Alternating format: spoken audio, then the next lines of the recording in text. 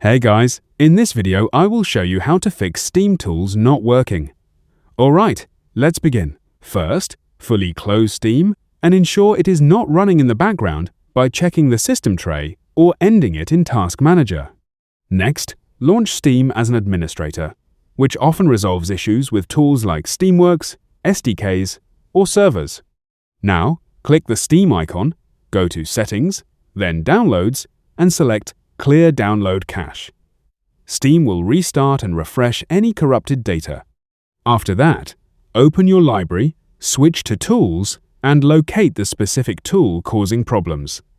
Right-click it, go to Properties, then Installed Files, and click Verify Integrity. This checks for missing or damaged files.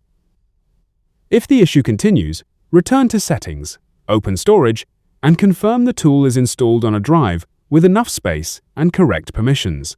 Finally, temporarily disable antivirus or firewall software and relaunch the tool, as security programs can block functionality. So that's basically how you can fix Steam tools not working. That's it for this video. Thanks.